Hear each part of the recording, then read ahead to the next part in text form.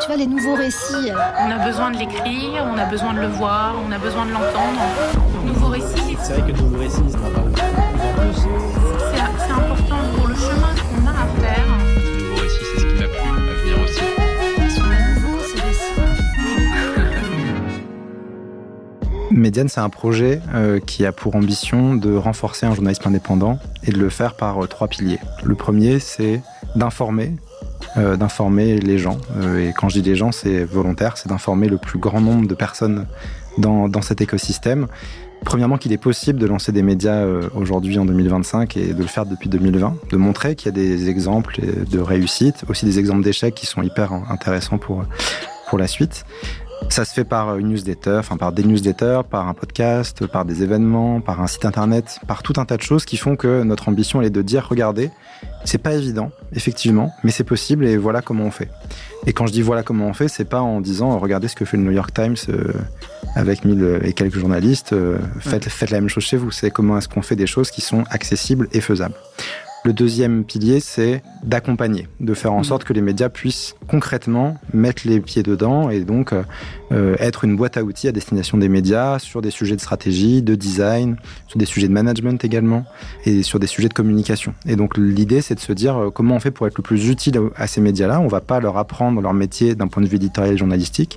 Par contre, on va essayer de traduire auprès d'eux ce qu'ils ou elles peuvent faire en interne, des campagnes de financement participatif, des sites internet, des newsletters, des campagnes d'abonnement, d'adhésion, voilà, des sujets liés à des audits internes de management et d'organisation. Vraiment une boîte à outils très large pour accompagner des médias qui, au quotidien, trouvent des modèles économiques basés sur leurs audiences. Donc le don, l'adhésion, l'abonnement, tous ces nouveaux modèles économiques, qui sont d'ailleurs pas si nouveaux que ça, mais qui, selon nous, aujourd'hui doivent être poussés et continuer à être portés. Et puis le troisième point, c'est de mettre en réseau, de réunir en fait tous ces projets.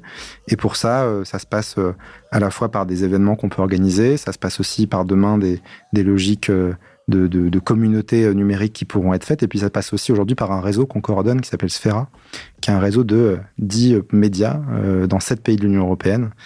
Et des médias qui, justement, ont tous et toutes des définitions très nationales de ce qu'est l'indépendance des médias et la manière dont on doit se battre pour ce sujet-là.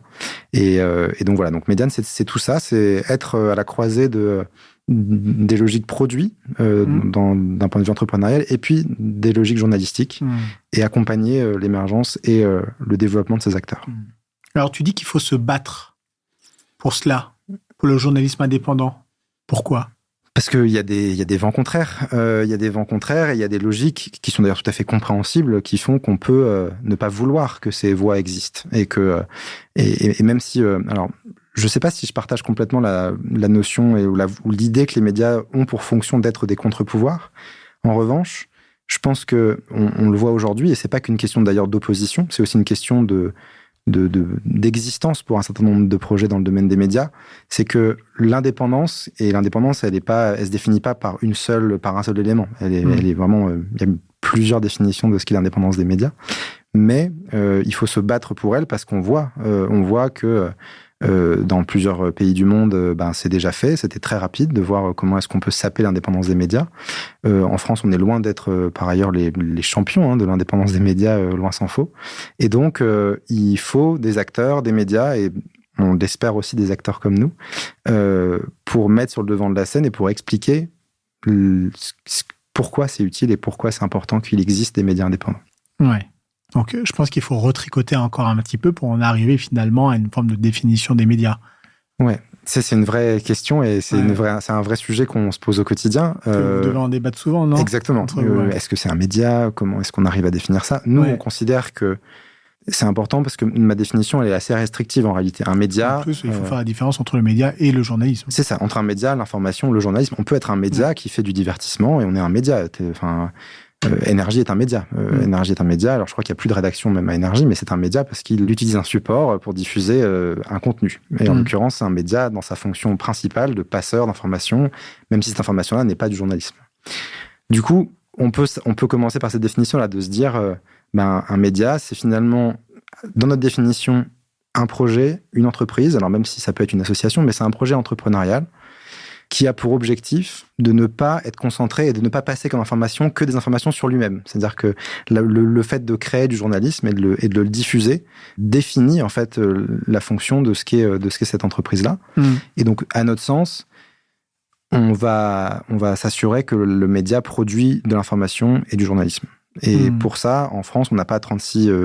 il n'existe pas d'ordre des journalistes non plus. Donc, on est que sur un jeu de litote, en fait, en cascade, parce que est un média une structure qui dit qu'elle est un média, et donc nous, on dit, bah oui, mais il faut qu'il y ait journaliste.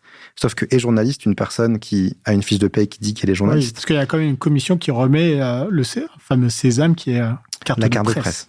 En fait, la carte de presse, et c'est des débats passionnants sur quelle est l'utilité de la carte de presse. La carte de presse, contrairement à certains pays, par exemple en Belgique, il y a un ordre des journalistes. C'est-à-dire qu'en Belgique, de manière assez publique et officielle, on vous dit, bah, vous êtes journaliste, vous n'êtes pas journaliste, et on peut définir des règles déontologiques, etc., qui définissent ça. En France, la commission de la carte de presse, elle est soumise à un certain nombre de respects de la charte, de charte déontologique, etc. Cependant, la commission de la carte de presse, c'est pas un organisme officiel, c'est un organisme paritaire, donc la commission paritaire des publications et agences de presse, entre les éditeurs et les journalistes, donc les syndicats de journalistes et les éditeurs en réalité. Et elle délivre ce sésame qu'est la carte de presse, qui en réalité n'a pas une utilité majeure, si ce n'est d'avoir un peu d'accès dans des musées, et aussi, et d'ailleurs c'est un sujet démocratique, de pouvoir prouver qu'on est journaliste, par exemple quand on va en manifestation. Sauf qu'en fait, on prouve qu'on est journaliste avec quelque chose qui n'est pas une preuve en soi. On peut être journaliste sans avoir de carte de presse.